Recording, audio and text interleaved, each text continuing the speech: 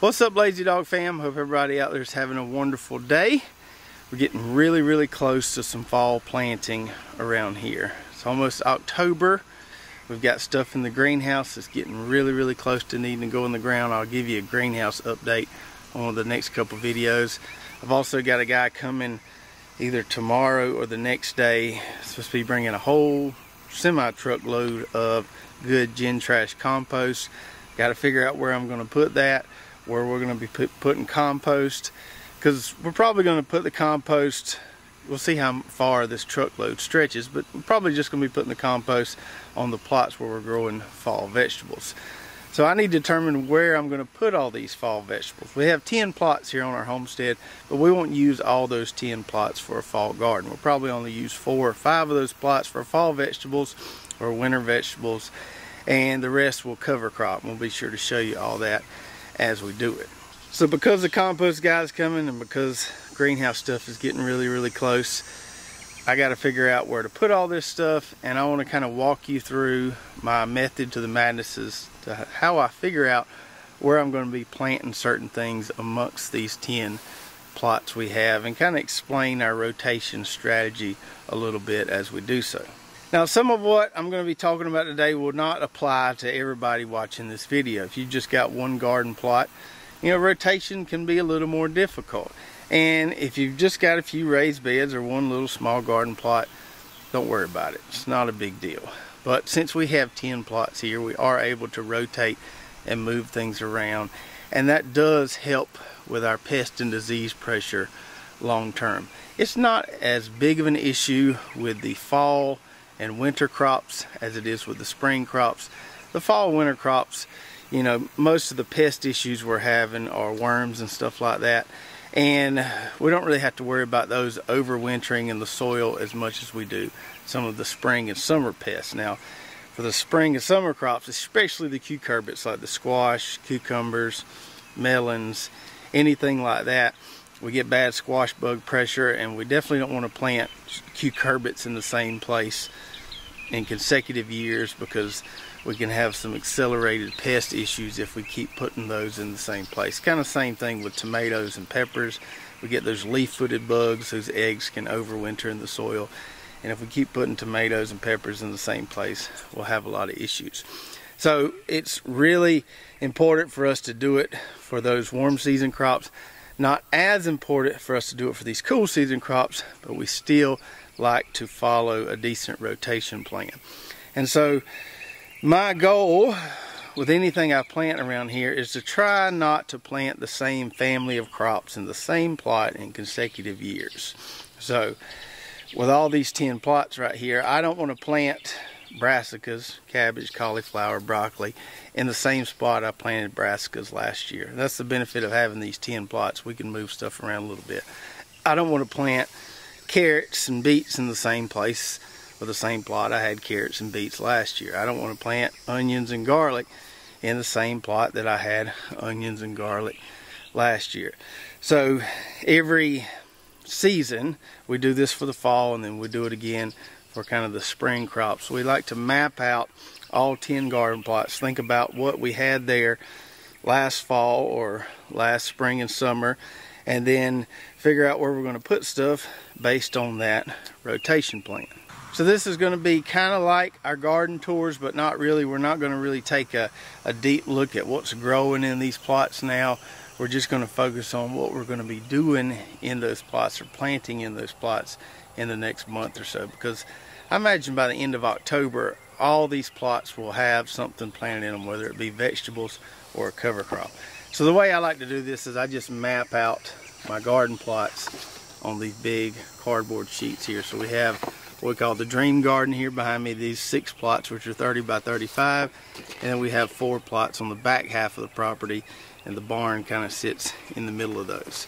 So I draw them out on these pieces of paper, and I save these pieces of paper, or these pieces of cardboard or poster board, whatever they are. I save these year after year. I have a stack in my office, and if I can't remember what I had in a certain plot a year or 2 ago, I can always reference these and look at them and tell what I've had planted there, so I know what I should plant there in the future. So, peanut loud peanut trucks are all up and down the road. Anyway, so what we'll do is we'll walk around to each garden plot. We'll look at what we've had planted there in the past and use that to kind of determine what we're going to plant there this fall or this winter. So we'll start out here in the dream garden with these 6 plots, then we'll move to kind of the back half of the property. And I have these plots numbered as well. So 1, 2, 3, 4, 5, 6. And if I can get to that piece of paper, those are also numbered as well, 6, 7, 8, 9, 10. So we'll start out with these and talk about what we had there last fall. We're not really worried about what we had there during the spring and summer because we're working with different crop families for the fall. So right here, last year, we had a mix of Kodiak mustard and daikon radish or tillage radish. Had a cover crop here. And so this plot is definitely available for some fall vegetables because we didn't have any here last year. We just had a cover crop, as you can see here, the Kodiak mustard and the tillage radish. So I've kind of color coded this. I don't know if you can tell the difference between the color, but the orange is what we've had there in the past. The red is what we're going to be planting there this fall. And so we're going to be putting cabbage, broccoli, cauliflower, and rutabaga in there. At least those 4. We may put something else closely related to those. But I like to group those together because they all kind of mature around the same time. All kind of have some similar nutrient needs. So that's what will go in this plot right here. Now for plot number 2 here, where we still have 1 row of sweet potatoes to dig and still have some of that crazy Blue Ridge kale hanging on. Last fall, or last winter, in this plot, we had lots of cool season vegetables. We had some collards, some kale, some spinach, beets, and carrots in that plot. So I don't really want to grow fall vegetables in that plot this year. I want to cover crop that one. So if you watch one of the last few videos, we talked about all the cool season cover crops we're going to be planting. And for this one, we're going to go with that trifecta mustard blend, which is Kodiak mustard, Pacific gold mustard, and white mustard. So we'll fill this whole plot here with that mustard mix. We'll have to do a little bit of cleanup here. We'll have to get some of those old sweet potato vines out here, probably cultivate it one time. But that'll be pretty easy once we get this row of sweet potatoes out of here. In the next week or so, we can get that cleaned up and get that mustard planted. Now I can't remember, but I might have misspoke earlier saying that I'm not going to plant any vegetables where we had vegetables last year. I'm not going to plant the same family of vegetables where we had vegetables last year. Some of this planting has to do with how ready these plots are to plant. Some of them still have stuff growing in them, and I don't want to terminate that stuff yet. So some of this is based on just availability and the ground being close to being ready. And then we also have the rotation aspect as well. That's going to apply to this no-till plot. So in our no-till plot, which is tarp right now, I need to pull that back because we're going to be dumping a good bit of compost on there pretty soon. Last fall was our first experiment with that plot, our first season with that plot, and we had cabbage, broccoli, cauliflower, and spinach in there. So mostly brassicas. And so I don't want to plant any of that kind of stuff in here this fall. So instead, we're going to be putting our onions and leeks here. So we've got about 7 different varieties of onions and enough leeks for a row, and that'll pretty much cover this entire plot right here. We'll space out the rows 3 foot apart or so, give ourselves plenty of room to really compare those varieties. And I'm really interested to see how the onions do in this no-till plot. And we just keep trying different things in here and comparing it to what we've seen with our onion growth in the past. So this plot right here will be full of alliums. And speaking of onions, plot number 4 here, which looks a little bit of a mess right now, is where we had our onions, leeks, and garlic last year. So you can see there, that's what we had planted in here. We did a big onion trial in number 4 here last year. And we've got some volunteer popcorn in there, some fall potatoes I'm not very hopeful about. So in this plot, we're going to go with that cover crop mix that I got from True Leaf Market that has all kind of different stuff in it. I think it's got like 10 or 12 different things in it. And that corn over there, that glass gem corn, we'll see what happens with it. But I'm just going to leave it there, and I'm just going to cover crop everything else and even cover crop between the rows there. Let that dry and do its own thing. It can mingle with the cover crop just fine. But we'll plant that garden mix over this entire plot here. And then for plot number 5 here, where we've got the chicken tractor being moved around currently, and hopefully I'll get to move that around there well enough to get decent coverage with chicken fertilizer. Last year we had a whole plot of frosty berseem clover on this plot, and it did really well. So we haven't grown any vegetables in the fall here in 2 years. So this one is very open to planting some of our fall vegetables, filling the entire plot with them. So we're going to try to stick with the theme of planting stuff with similar maturity dates or similar staying power in the same plot. So here we're going to put our collards and kale, which usually grow on through May. We're also going to put some garlic in here, some elephant garlic, and I've got some hardneck garlic varieties I got from Fillery Farms. They're supposed to be here in October, and put those in the freezer, and we'll get them in the ground here. And then all that stuff should be here a while, and we won't have to worry about, you know, one thing going to maturity for the rest. All that stuff will kind of be here in the same time frame, and that should work out pretty good. The garlic is a pretty heavy feeder, but those collards and kale can also take some heavy feeding as well. So as far as nutrient requirements go, that should work out just fine. And then plot number 6 here, which currently has a nice lush cover crop on it, is not going to be able to go to full maturity because we're going to need to plant something here before this thing gets really tall like it did over there. So on this plot last fall we had another cover crop here. We had a cover crop of chickpeas and forage collards. It just did okay for us. They didn't cover the ground as well as we'd like. That could have been some of our fault with our timing. But since we just had a cover crop there last year, this one is available for some fall vegetables as well. So with number 6 there, we're going to be putting our carrots, our beets, some spinach, and some lettuce. Now the carrots will overwinter, and they'll be there a lot longer than the lettuce will. Probably a lot longer than the beets and spinach too. But once we get rid of the lettuce, we can fill in those gaps with some succession planting.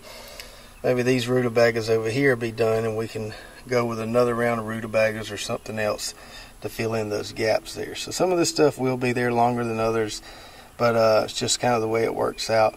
But I think we'll be able to fill in those gaps just fine. So that covers those 6 plots in the dream garden. Now let's move on to the back half of the property here, where all the plots are not the same size. They're all a little different. We'll start off with this guy right here, our biggest plot.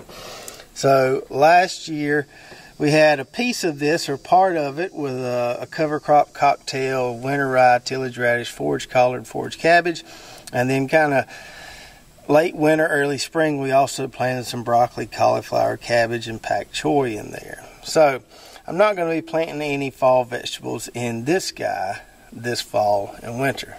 And this plot here is ready to plant any day now. I've been doing some kind of work on the weed seed bank, getting that down in here because we had some bad pigweed issues. But some shallow cultivation has appeared to have taken care of that. So this right here is ready to put a cover crop in any day. We still got our okra trials going on right there, but we can plant amongst that. We can plant a cover crop amongst that, and it'll be just fine, especially considering what we're going to plant here, which is that Balanza fixation clover I talked to you about several videos ago. So we're going to fill this entire plot here with clover. Once it gets up and going, we're going to put that chicken tractor on here and let the chickens graze this. And I don't foresee any issues planting it amongst those okra trees right there, because this stuff can take some grazing, can take a little traffic. So once it gets up and going, it should be just fine. We will lop those okra trees at the soil level once they're done, but we'll just leave them there for the time being, let everything kind of commingle, and then the chickens should really enjoy this once it gets up and going. And then right behind that big plot, and this guy right here, we've got our cover crop of iron clay peas and some pumpkins that suffered some really intense pest pressure. And last fall and winter, we had a cover crop on this guy as well. It was the same cover crop mixture we had here, the winter rye, tillage radish, forage collard, and forage cabbage. So I could plant some fall vegetables here, but I don't really need this plot because we've already kind of covered our bases as far as where we need to put our fall vegetables. So we're going to go with another cover crop here. And the one we're going to use is that Bayou kale I told you about. So we'll mow down these peas here. We'll probably have to cultivate it one time. And we'll fill this whole plot here with the Bayou kale, which will also be some great forage for the chickens. And I chose this spot for the Bayou kale because we're going to let them forage on that clover there. And if we need to give that clover a break, or this right here starts looking mighty appetizing to the chickens, it'll be really easy to pull that chicken tractor from that plot to this one. Even though we've got that chick lift on there that makes moving it around really easy, that'll be an easy transition there. We can move them between these two plots here and let them really enjoy that forage. So Bayou kale will be right here. Now this plot here, my smallest plot, is already completely planted for the most part. We're going to squeeze a few more things in on the next video or two in there. I think we've got some room to squeeze a few more things in there. But plot number 9 here, last year, had crimson clover on it. Now it wasn't a great stand of clover because I was doing some experimentation with throwing it on top of the soil, raking it in, you know, just testing some different ways of planting cover crops. But that's what we had there. We didn't plant any fall vegetables here last year, and that's why we're able to plant some here this year. So you saw us plant those English peas in there a video or two ago, and those flower transplants, and then we're going to try to squeeze in some mustard and pak choi there. So we got the English peas underneath that arch panel trellis there, and then we're just going to pack in some rows there as tight as we can on the other half of that plot. And then lastly, we've got plot number 10 here, this long skinny plot where we've got those polar bear pumpkins that are hanging in there, peppers that have been overtaken by the pumpkins, and then the iron clay peas that are kind of commingling with the pumpkins. And last fall and winter we had crimson clover here as well, much better stand than we had in that little plot there. So we could plant fall vegetables here, but I don't know that we're going to need to. The problem with this plot is this is going to be here for another little while. I don't know how long it's going to take, how much longer it's going to take for these pumpkins to mature. I got some in there about the size of a basketball. So at least to the end of October this stuff's going to be here. Maybe through middle of November. We'll just have to see. So I can't really do anything with this one anytime soon, and as a result I don't really have any plans for it. There are some cover crops like winter rye that can germinate in pretty cool temperatures, so we can plant those later in the fall or in the early winter and they'll do just fine. So that may be what we end up doing here, but I can't be in a hurry on this plot. Just gonna keep letting it do its thing because we've got good ground cover there, and we'll just see what happens with these pumpkins. So we'll just leave a big question mark there, and if you've got any ideas or anything you'd like to see me plant there as far as a cover crop or something I could plant in early November that we're not already planting, let me know. Alright. So hopefully that gives you an idea of what you can expect to see on our channel in the next month or so. In the next week or two, we're going to be getting these plots ready to plant, getting some of our drip irrigation set up, and then probably, you know, middle October or so, we're going to be full force planting mode, getting all this stuff in the ground, because it should be cooled off a little more by then. I noticed when we planted those flower transplants over there a few videos ago that they struggled a little bit with this 85-degree heat. So we want to wait till maybe we're staying a little more in the low 80s, because some of these brassicas can really suffer if you put them in the ground and it's too hot outside. You kind of have to run an overhead sprinkler on them just to cool them off, and you'll lose some of them. So Looks like this year, it's different every year, but this year, middle October is going to be pretty ideal for getting a lot of this stuff in the ground. But we've got everything mapped out, and I feel a lot better about it now. I wasn't sure where I was going to put everything, didn't really have a plan. I just had a bunch of stuff growing in the greenhouse. But, you know, I took my time, took me about 30 minutes or so, sit down, draw all this out, map it out, and now I have this reference guide to know where I'm going to put everything. I'm sure there's something I forgot about that I have in the greenhouse that I didn't write down here. But we gave ourselves a little wiggle room with some of these plots here. We'll have an extra or space for an extra row or two. We can throw some of those things in that we forgot about. So be sure to stay tuned. We're going to have a lot of great fall planting videos coming soon, showing you how we do all these different crops, you know, carrots, cabbage, collards, onions, all that good stuff. And if you've already started your fall planting, let me know about that in the comments below. Let me know what you've got in the ground so far, or what you're getting in the ground very soon. Some of you may be ahead of me schedule wise because it's a little cooler where you are, but here we're still waiting on it to cool down just a hair more before we really jump the gun on some fall planting. If you enjoyed this video, make sure to subscribe, ring the bell, like and share, and we'll see you next time right here at Lazy Dog Farm. Oh, farewell, by the beauty of your life.